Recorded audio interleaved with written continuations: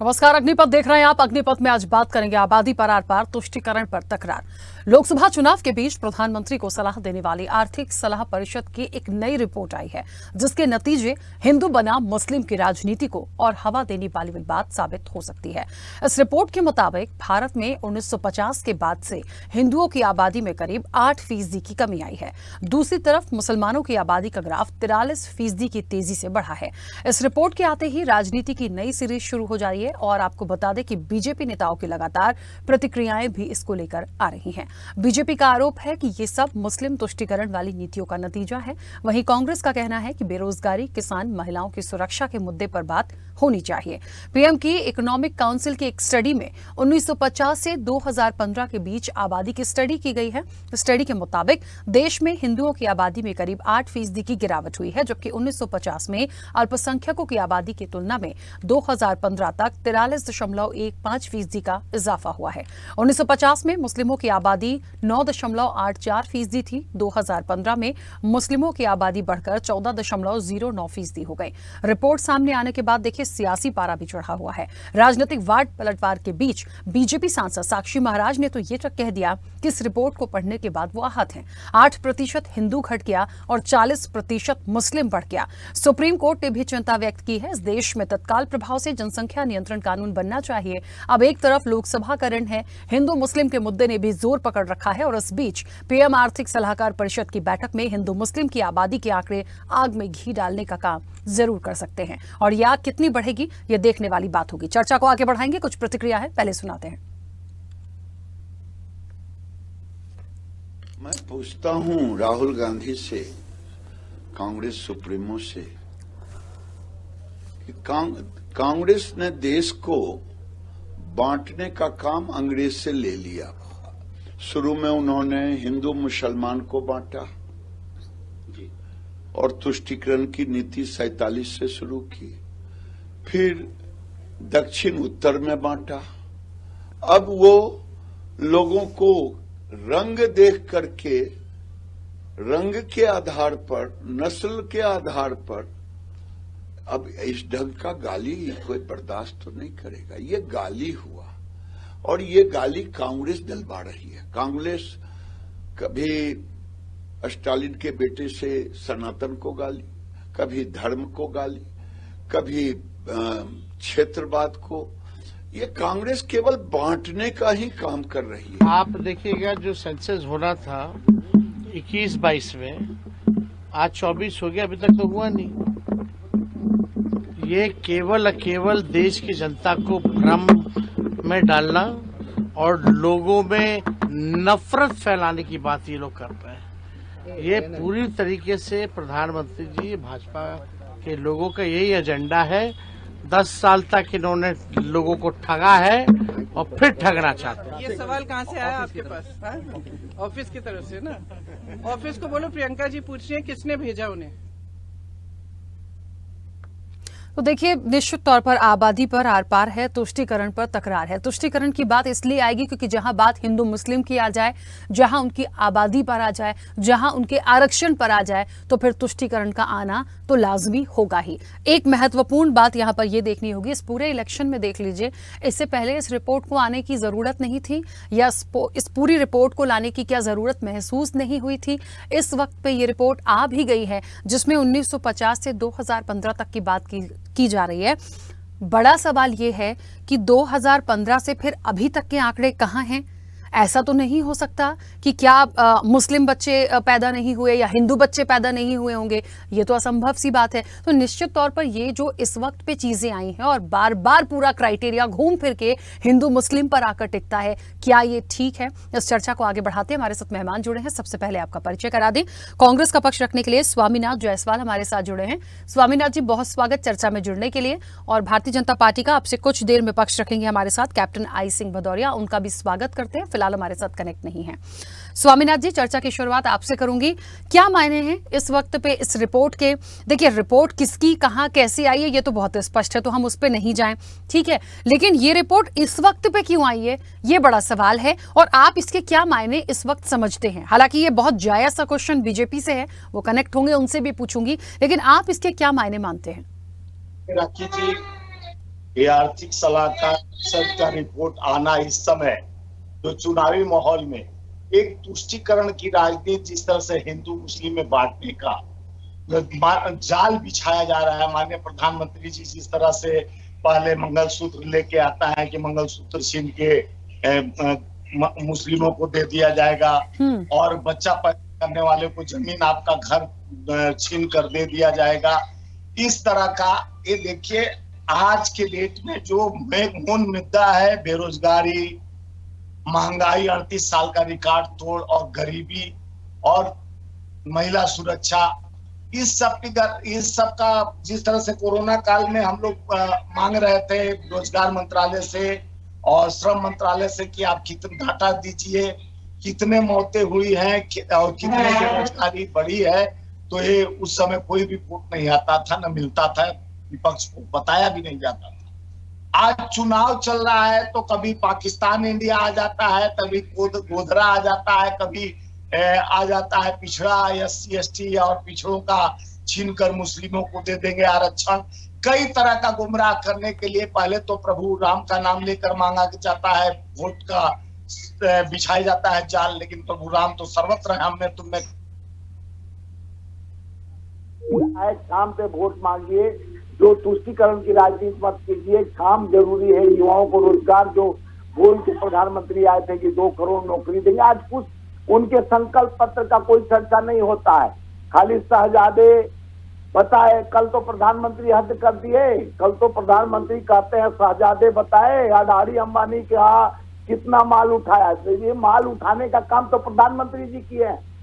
वो जानते हैं कि अडानी अंबानी को 16 लाख करोड़ जिस तरह से उन पूंजीपतियों को माफ किया गया और किस चीज में माल आता है उनके पास, वो भी बता दिए।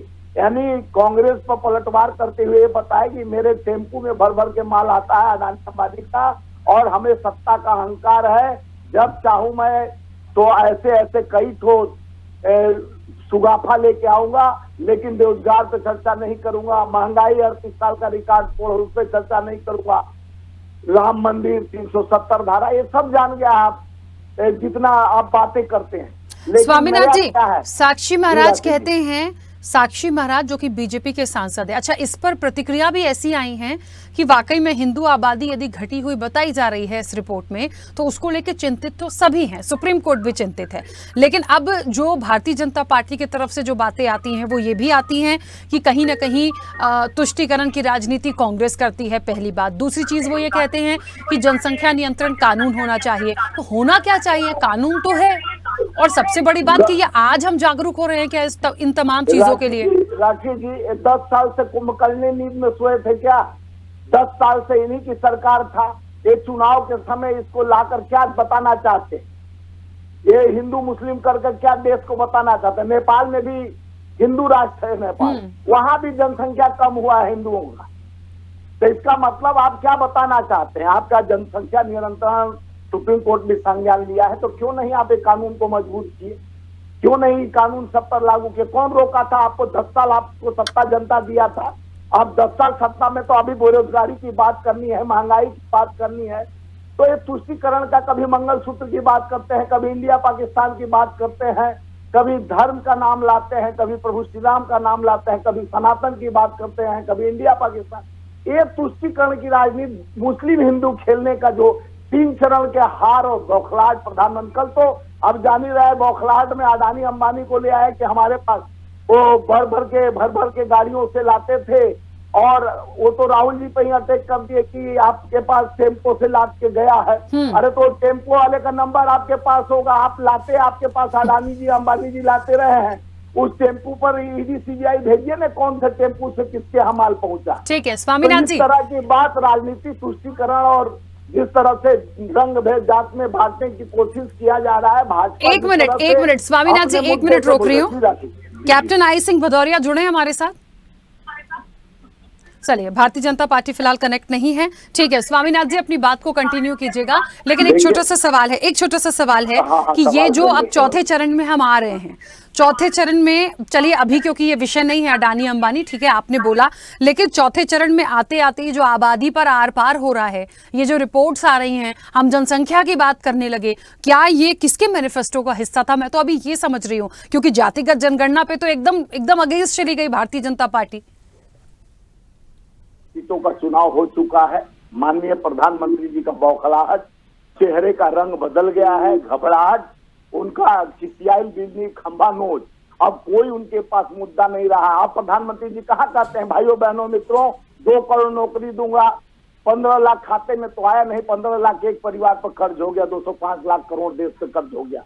उसकी चर्चा नहीं होती है कि जो युवा पढ़ लिख कर बेरोजगार घूम रहे हैं, जो व्हाट्सएप यूनिवर्सिटी पर ज्ञान दिया जा रहा था, जो ज्ञान कहाँ खत्म हो गया, ये नहीं बताने का कोशिश करते हैं कि 10 साल में हम नौकरी कितना दे पाए और नया सृजन कितना कर पाएंगे। तो पेपर लीक हो जाता है इनके जो सरकारों में, इनके सरकारों में महिला सुरक्षित, इनके नेताओं से नहीं। तो साक्षी महाराज क्या कहेंगे?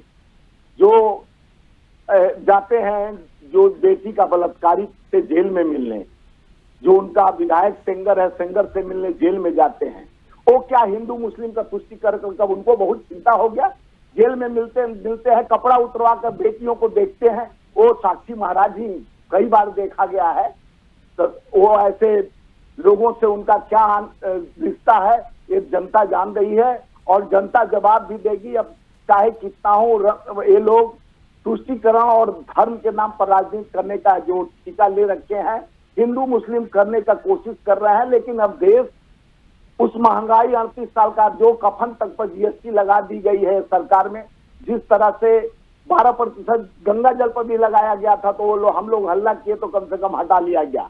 यानी कोयला, पनीर, लकड़ी, कफन और खाने के सभी सामग्रियों पर अंग्रेज भी टैक्स नहीं लगाए थे, लेकिन ये मोदी सरकार ने, पहले मोदी जी कहते हैं कि ये कांग्रेस वाले टैक्स लगा रहे हैं, अरे खुद कांग्रेस वाले तो कुछ नहीं किए, आप तो दाल, तेल, दलहन, तिलहन, पनीर, खोवा, दही पर भी टैक्स लगाकर जिस तरह से खून चूस लिए देश की जनता का, वही 16 लाख करोड़ आप गरीबों का पैसा चूस कर देते हैं अपने पूंजीपति साथियों को। उसी को राहुल गांधी जी ने कहा कि जब आप 16 लाख करोड़ अरबपति अपने 10, 20, 22 अरबपति बनाते हैं, तो हम कम से कम हम अपने उतने करोड़ लोगों को देकर करोड़पति जरूर बनाएंगे देश के गरीबों को। आपने तो, हम तो अपने न्याय पत्र लेकर न्याय की बात कर रहे हैं, चाहे महिला न्याय पर महिला को 50% सब्सिडी देने की बात, चाहे महिला को 1 लाख प्रति वर्ष देने की बात, और युवाओं को 30 लाख तुरंत नौकरी और 1 लाख रुपया सब्सिडी, और अपने किसानों को स्वामीनाथन रिपोर्ट पर एमएसपी लागू करने की बात। स्वामीनाथ जी मुझे ये बताइए, स्वामीनाथ जी मुझे ये बताइए कि चलिए ये तो एक रिपोर्ट सामने आ गई, ठीक है, अब कितनी ऑथेंटिक है नहीं है, अब सवाल उस पर अभी इसलिए नहीं उठा सकते हैं क्योंकि सवाल कई सारे बीजेपी से लेने हैं। बीजेपी हमारे साथ फिलहाल कनेक्ट नहीं है, कोशिश जरूर कर रहे हैं कि वो सवालों के जवाब प्रॉपर तरीके से आए। लेकिन एक बात हमें यहाँ देखनी होगी, इलेक्शन कमीशन ने गाइडलाइन दी थी कि कोई भी धर्म के नाम पर या इस तरह की चीजों को लेके कोई वोट अपील नहीं करेगा, ये गाइडलाइंस तय थी। अब इस टाइम पे आप देखिए कि चाहे मुस्लिम आरक्षण हो, चाहे आज इस रिपोर्ट के बाद जो प्रतिक्रियाएं सुनने को मिली हैं कि कांग्रेस तुष्टीकरण करती है, ऐसा नहीं करना, इस बीच और भी प्रतिक्रिया आई, तो ये सीधे सीधे उल्लंघन हो रहा है। और यदि ये तमाम चीजें आ रही हैं तो नहीं बनता कि कम से कम विपक्ष में होने के नाते आप लोगों को ये तमाम चीजें इलेक्शन कमीशन को बोलनी चाहिए। देखिए, जब इलेक्शन कमीशन सुनने को तैयार हो राखी जी, तब ना निरंतर हम लोग कंप्लेन लेके जा रहे हैं। जिस तरह से भाषा का प्रयोग हिंदू मुस्लिम, पाकिस्तान, गोधरा, क्या कांड को लेके प्रधानमंत्री जी आ रहे हैं, इस चुनाव में जिस तरह से भजाने हिंदू मुस्लिम करने का काम कर रहे हैं, और उसको हम लोग लेकर बराबर जा रहे हैं चुनाव आयोग के पास। हमारे नेता निरंतर चुनाव आयोग से शिकायत कर रहे हैं, लेकिन वो तो सत्ता के साथ लगे हुए हैं। चुनाव आयोग को निष्पक्ष होना चाहिए। TN सेशन जैसा चुनाव आयोग आज तक भूतो न भविष्यतो, वैसा कैरेक्टर का कोई नहीं हुआ है। जिस तरह से चुनाव में ये बताइए, इसमें भी तो आर्थिक सलाहकार परिषद का अभी रिपोर्ट आया है, तो चुनाव आयोग कहाँ सोया बैठा है। इसमें भी संज्ञान लेना चाहिए कि इस तरह का रिपोर्ट लाकर जनता को भ्रमित कर बार बार भारतीय जनता पार्टी मुद्दा से हटकर जिस तरह से इस बात को आगे बढ़ाने का कोशिश कर रहा है, हिंदू मुसलमान का तुष्टीकरण करना चाहता है, ये कहना चाहता है कि मुस्लिम हमारे देश में जनसंख्या बढ़ रहा है। हम तो इसीलिए तो यानी हमारा जो मैनिफेस्टो है, मेरा जो 5 गारंटी 25 वादे हैं, ये जनता से लेकर ही किसान के वादा को किसान के साथ बैठ कर लिया ठीक गया है। है, मजदूर के वादा को मजदूर को 25 लाख रुपया स्वामीनाथ जी, सब्सिडी से एक लेकर मिनट 400 बीच में रोक रही हूँ। मनरेगा। भारतीय जी, जी, जनता जी। पार्टी का पक्ष रखने के लिए हमारे साथ खेमचंद शर्मा जी जुड़ गए हैं। खेमचंद जी, बहुत स्वागत चर्चा में जुड़ने के लिए। मेरी आवाज पहुंच रही है? खेमचंद जी, आवाज पहुंच रही है? मिल रही है आपकी? हाँ खेमचंद जी, आबादी की जो रिपोर्ट आई है उस पर तो आपने एकदम राजनीतिक विस्फोट कर दिया। चिंता का विषय तो है, हिंदुओं की आबादी कम हुई है, पर मेरा ये सवाल है कि ये 2015 तक तो ठीक है, उसके बाद की चीजें भी थोड़ा आ जाती तो समझ में आता। मतलब हम ये तो नहीं कह सकते कि उसके बाद जो है हिंदू बच्चे पैदा ही नहीं हुए होंगे या मुस्लिम नहीं हुए होंगे। तो इसके क्या मायने निकाले जाएं? यहाँ तो सीधा सीधा जो आरोप प्रत्यारोप आ गया, ये फिर से एक टकराव बना रहा है हिंदू और मुस्लिम के बीच में।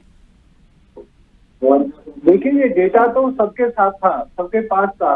ये एनालाइजिंग रिपोर्ट है, एक रिसर्च रिपोर्ट है जिसमें ये बताया गया है, क्योंकि विपक्ष और बहुत सारे दल जो भारतीय जनता पार्टी में नहीं है या भारतीय जनता पार्टी के गठबंधन से बाहर है, वो ये कहते हैं कि देखिए माइनॉरिटी खतरे में है, माइनॉरिटी को परेशान किया जा के लिए कुछ किया नहीं जा रहा है। ये रिपोर्ट साफ साफ दिखाती है कि भारत में माइनॉरिटी फल फूल रहा है, माइनॉरिटी की जो वृद्धि दर है लगभग 43% से ज्यादा रही है, वहीं जो मेजोरिटी है वो डिक्लाइन हुआ है और माइनॉरिटी आगे बढ़ रहा है। मेजोरिटी पहले जो 84.68% हुआ करता था वो 78% पे आ गया है और वही माइनॉरिटी आज 14% से ज्यादा हो गया है। और जो करंट, अगर इसको करंट डेट में निकाला जाए या आने वाले समय में जो जनगणना होगी तो माइनॉरिटी कम से कम 20-22% तक पहुंच चुका है और वही जो मेजोरिटी है वो 70-75% के पास आ गया है। तो ये चीजें दिखाती है कि भारत में माइनॉरिटी फल फूल रहा है। जो लोग जिस तरीके का आरोप लगाते हैं वो बिल्कुल गलत है। और जो फल फूलने के साथ साथ माइनॉरिटी के 3 कारण है। एक, इन्फिल्ट्रेशन, जिस तरीके से बांग्लादेशी रोहिंग्या भारत में घुसाए गए कांग्रेस ने, उनकी वजह से मुस्लिम की पॉपुलेशन बढ़ी है। दूसरा, जिस तरीके से जन्म दर मुस्लिमों में ज्यादा है, क्योंकि जितने भी जनसंख्या को कंट्रोल करने के जितने भी प्रयास किए गए, कांग्रेस ने सीरियसली वो मुस्लिमों के बीच में किए ही नहीं, सिर्फ और सिर्फ हिंदुओं ने वो माने, मुस्लिमों में जनसंख्या बढ़ती रही। तीसरा जो बड़ा कारण है, आज भी कन्वर्जन हो रहा है और जिस तरीके से कांग्रेस ने कन्वर्जन किया और कन्वर्जन की वजह से मुस्लिम की पॉपुलेशन बढ़ी, तो ये तो एक सत्य है और सत्य सबके सामने आना चाहिए कि कांग्रेस की वजह से भारत में क्या हुआ है, क्या स्थिति हुई है, किस तरीके से कांग्रेस ने मुस्लिम तुष्टीकरण के कारण डेमोग्राफी को बदलने की कोशिश की है, भारत की संस्कृति को बदलने की कोशिश की है, भारत को बदलने की कोशिश की है। और फिर भी आज वो ये कहते हैं कि मुसलमान या फिर जो माइनॉरिटी है वो खतरे में है, तो उनके झूठ को एक्सपोज करना बहुत जरूरी है और सच को सबके सामने रखना भी जरूरी है। लेकिन जो हिंदुओं की एक आबादी कम होना जो बताया जा रहा है इस रिपोर्ट में, निश्चित तौर पर ये सवाल तो चिंता का विषय तो है। तो इसके लिए फिर क्या करने की जरूरत है? देखिए, बहुत सारी चीजों को हमें देखना पड़ेगा। अब एक बात यहाँ पर यह भी उठी है, जो आप ही के सांसद हैं साक्षी महाराज, उन्होंने कहा कि जनसंख्या नियंत्रण कानून को बहुत ज्यादा लाना होगा, तमाम चीजें करनी होगी। तो कानून तो अपने आप में है, फिर उसको कैसे आप इन चीजों को आप ठीक करेंगे? देखिए, इसके कई कदम हैं। जनसंख्या नियंत्रण कानून भी एक चीज है जिसको हमारी सरकार या हमारी पार्टी सीरियसली सोचती है, सीरियसली उस पर विचार करेगी। दूसरा जो इस पर कारण है, जो इन्फिल्ट्रेशन जो कांग्रेस ने बढ़ाया था, जिसकी करोड़ों की संख्या में मुसलमान बांग्लादेश से और रोहिंग्या बर्मा से घुसा लिए, तो उस तरीके की जो इन्फिल्ट्रेशन है उसको रोकना जरूरी है, उनको आइडेंटिफाई करना जरूरी है और आइडेंटिफाई करके उनको बाहर निकालना जरूरी है। ये सब चीज दिखाती है। इसीलिए कांग्रेस की, क्योंकि कांग्रेस ने एक तो होता है कि होना, मतलब कि जो मुस्लिमों में जन्म दर है भारतीय मुस्लिमों में, उसकी वजह से वृद्धि। दूसरा, आपने इन्फिल्ट्रेशन करके करोड़ों की संख्या में घुसा ली और बल्क में उनको इंक्रीज कर दिया। तीसरा, जहाँ पे डेमोग्राफी बदल चुकी है वहाँ पे कन्वर्जेंस चल रहा है और लव जिहाद चल रहा है, कई तरीके के जिहाद चल रहे हैं। तो ये तीनों चारों पांचों कारण कांग्रेस और जो विपक्ष की सरकार है उनकी वजह से फल फूल रहे हैं और उन्हीं की वजह से ये डेमोग्राफी चेंज आया है, बदलाव आया है और इसमें सुधार करने की जरूरत है। जब समस्या लोगों के सामने रहेगी तो इसमें सुधार पे भी काम होगा। भारतीय जनता पार्टी की सरकार इसमें सुधार पे भी जरूर काम करेगी।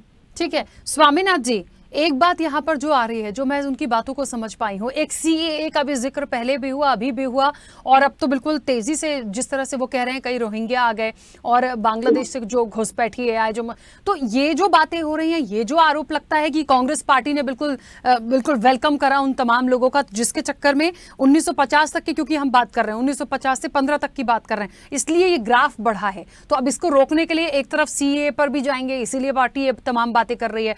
और एक महत्वपूर्ण बात जो खेमचंद जी कह रहे हैं कि इस वक्त पे इसका आना, क्योंकि ये बहुत ज्यादा स्प्रेड हो रहा था कि जो मुस्लिम्स हैं वो खतरे में हैं और उनकी आबादी में बड़ी दिक्कत है, उनका प्रॉपर डेवलपमेंट नहीं है, तो ये बताने की कोशिश थी।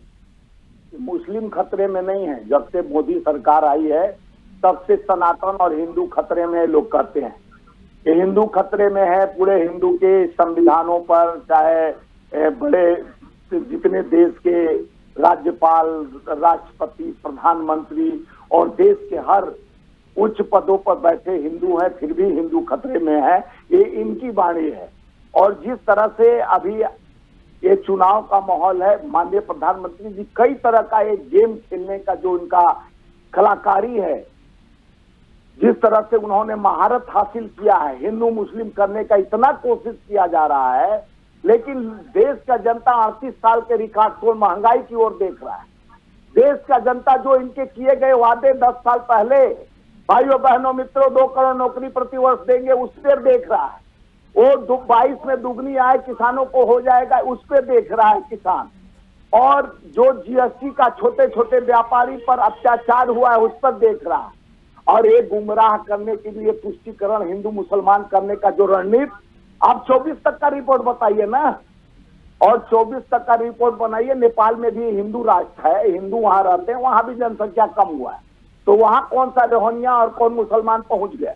आपकी सरकार पूरे देश में सबसे ज्यादा है, आप केंद्र में बैठे हो, 10 साल से सत्ता में हो, तब क्यों नहीं आप क्यों नहीं रोक, जनसंख्या पर रोक किए और कैसे नहीं किए, उसका जवाब कौन देगा। जिस तरह से आप एक सिस्टम को आप फॉलो करते हो, किस तरह से आप ही के आरएसएस प्रमुख जाके मदरसे में कहते हैं यहीं पे दिल्ली में कि आप हमारा डीएनए उनका डीएनए एक है, जितना संस्थाओं पर इनका हक है उतना हक हमारा, इनका भी है और हमारा भी है, उसको जेड पर वाई प्लस सुरक्षा भी मौलवी को दिलवा देते हैं। तो उस समय तुष्टीकरण की ये लोग राजनीति करते हैं, धर्म के नाम पर बांटने की राजनीति करते हैं। आपको कौन, आप अभी करा रहे हो जो अभी अब आपको सलाह मिल रहा है, जिस तरह से चुनाव आयोग भी संज्ञान में लेना चाहिए, ऐसे बात को फैलाकर जिस तरह से हिंदू मुस्लिम करने की कोशिश निरंतर प्रधानमंत्री और भारतीय जनता पार्टी करना चाह रही है। क्योंकि अभी राजनीति में 3 चरण के 288 सीटों के ही इनका हार और बौखलाहट से इतने खिसियाई दिल्ली खंभा नोच वाला सिस्टम चल रहा है, जो 400 पार का नारा दे रहे थे, अब वो बात भूल गए। अब भाई अभी तो कल का अडानी अंबानी पर बात करने लगे कि अडानी अंबानी हमारे यहाँ पहुंचाते थे टेम्पो से, स्वामीनाथ जी हम उनके जवाब ले लेते हैं। तो अडानी अंबानी के यहाँ पैसा पहुंचा, ठीक है, अब खेमचंद जी के पास पहुंचा तो मोदी जी सोए हुए हैं क्या। खेमचंद जी बताएं, जवाब दीजिए सर, क्योंकि बहुत सारे सवाल उठाए स्वामीनाथ जी ने। देखिए स्वामीनाथ जी अनावश्यक बात कर बताएंगे, आपकी क्वालिटी सबकी जानकारी है, बीच में चल रहे हैं, आप दबाने का काम कर रहे हैं, मेजोरिटी लेकिन भी आप देश को बदनाम करते हैं कि भाई माइनॉरिटी तो ये उनकी जो गलत कर रहे हैं और वो करते रहेंगे, और लोगों ने देने का काम किया और हमारी यूट्यूब ने देने का काम किया है। ठीक है खेमचंद जी, आपने जो बोला वो हम ठीक से नहीं सुन पाए, क्योंकि मुझे लग रहा है कुछ नेटवर्क इशू था, न स्वामीनाथ जी सुन पाए न मैं सुन पाई, लेकिन समय भी हो गया, कोई बात नहीं, इस चर्चा को यहीं विराम देंगे। आप दोनों का बहुत शुक्रिया इस चर्चा में जुड़ने के लिए। तो निश्चित तौर पर देखिए, एक बात तो है, एक बात कहीं से आएगी, उसकी क्रिया की प्रतिक्रिया होती है, वो पलटवार भी हो जाएगा, लेकिन ये सवाल बहुत जायज़ है कि 1950 से 2015 की रिपोर्ट तो आपने सामने रखी, लेकिन 15 से 24 का हिसाब कौन देखा, और इस वक्त पे इस रिपोर्ट के लाने के क्या मायने हैं, ये एक बड़ी बहस का विषय है, लेकिन क्योंकि समय की सीमा थी, निश्चित तौर पर ये बात आगे उठेगी जरूर। चर्चा में इतना ही, बने रहिए स्वदेश न्यूज के साथ, सबसे पहले देश।